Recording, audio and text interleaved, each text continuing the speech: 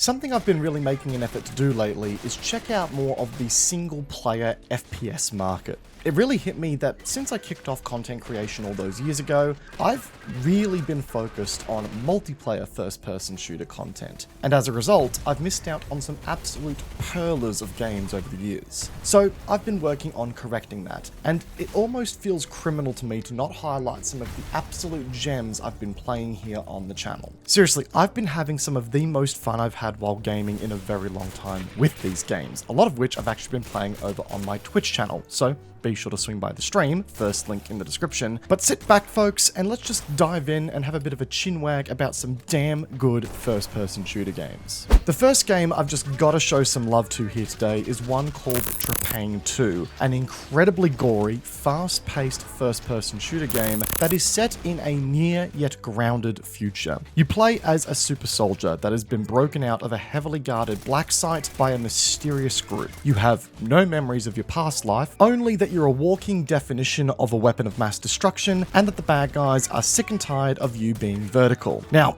as a bit of a fair warning up front on this one, if you've got a weak stomach, you might struggle a bit with this game. Sound design, you can kick the brain. I'm sorry, hang on. His eyes are there. Chat.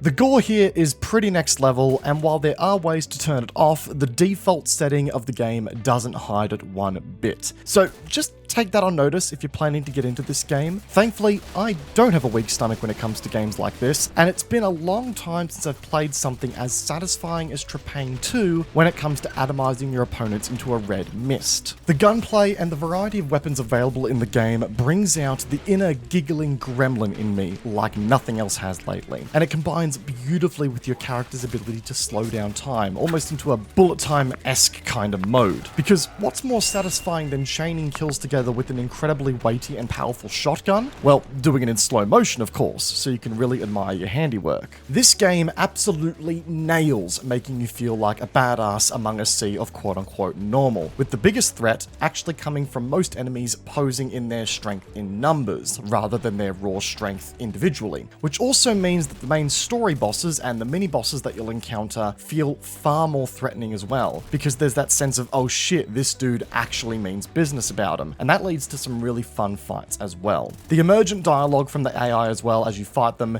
is also top tier at times. It's just you and me.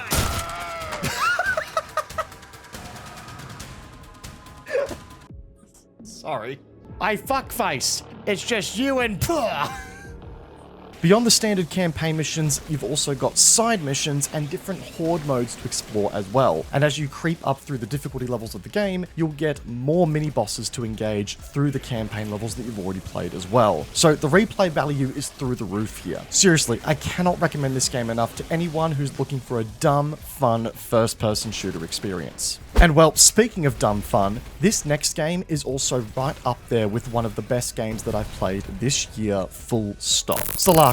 It touches on a lot of the same beats that Trepang 2 does, being that you're an incredibly capable soldier in a future setting, but this time you're blasting your way through an alien invasion on a massive space station, which humanity occupies after the quote-unquote fall of Earth event. But what becomes apparent extremely quickly, from the moment you load up this game in fact, is that there is a lot of inspiration here that has come from the classics such as Doom and Wolfenstein, at least from a visual perspective. The enemies here take on board an almost 2D sprite design within the 3D world, which I absolutely love the classic art style approach here. The pace of the game is very quick, and within the clutter and the chaos that can be these action set pieces, the choice to render the enemies in this way actually keeps them more identifiable and makes them easier to spot among the chaos. It makes it easy to pick out a target and say, hey, shoot this, which is awesome for readability. But on top of that, the enemies in this game might very well be some of the best in the business that I've seen from a design, variety, and technical perspective in a long time. Starting out with the basic grunt soldiers, you'll catch yourself encountering jet troopers, heavy soldiers, drones, snipers, commanders, and mini-bosses, all of which who work together to corner you, outgun you, outsmart you, outpace you, each leveraging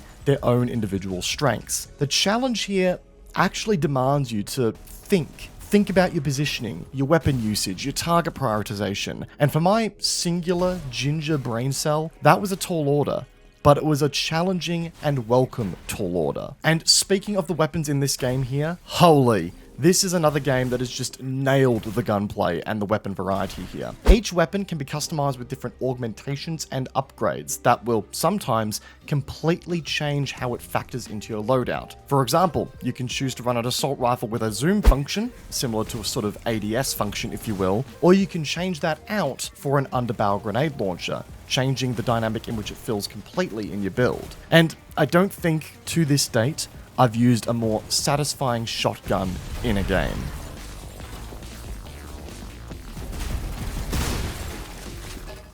The gunplay is grounded, it's impactful, it's challenging, and when you throw the story elements into the mix as well that really flesh out the world around you and the character that you're playing as, yeah, you're in for an absolute treat with this game here. Not to mention, it's going to run on pretty much every system you can throw at it because, well, it's a simple looking game. It doesn't go over the top in the visuals, and it ensures that, you know, you get a decent frame rate while playing it. I can't recommend it enough, folks. It's a hell of an experience, a hidden gem, if you will, and one that I highly recommend everyone here check out. Now, keeping the ball rolling here, sometimes there comes an occasion in our industry where a game comes along, takes a bunch of different mechanics and ideas from a bunch of other genres, and packages up into something incredible. And that is exactly what Witchfire here brings to the table. Witchfire is a relatively newly released early access RPG shooter title that combines elements from Souls-like, extraction, and roguelike games into something that I didn't really know I needed until I started playing it. You enter this world as a prayer, a wicked sinner that has been transformed into an undead assassin, and your task is now simple: defeat the Witch of the Black Sea and her underling armies. You start off at your base of operations, picking a core class that will underlie your initial strengths and weaknesses, before embarking on an expedition to a region in which if you die on your expedition, you lose all the progress you gained. And alas, this is where the extraction shooter element comes into play, where you must manage your resources mid-expedition and ensure that you have the means to keep on going. Do you take on that final high-risk area that's marked on the map for the most reward, or do you bug out and come back more prepared with a fresh stock of healing items and some upgrades to your character? Maybe it's a simple case of you simply running out of ammunition, something that happened to me on multiple occasions while playing Witchfire. The choice is yours, but with select extraction points available on the map, some of which you'll have to fight to unlock, the game really places a lot of agency on you, the player, to pick your approach, and when it goes in your favor, man, it is incredibly satisfying at the more overarching level of the gameplay. Oh, and on top of that, every time you come back to the map, the points of interest tend to change quite often. So again, not two expeditions are going to be the same. And on top of that, every expedition will see you unlocking unique upgrades that will change every time you play, hence the roguelite element. Sometimes you'll stack your upgrades into your spell slots, your survivability, or your weapons. And between that and the fact that, you know, again, the encounters change every time you visit a region, the replay value here is astronomical, especially given that all the content is not out for this game yet. And let me tell you folks, the arsenal of unique weapons here once again that you can carry, and the spells for good measure, my god, we've talked about games that feature the most satisfying shotguns of all time in this video, but this game I think takes the cake for the most satisfying bolt action rifle of all time.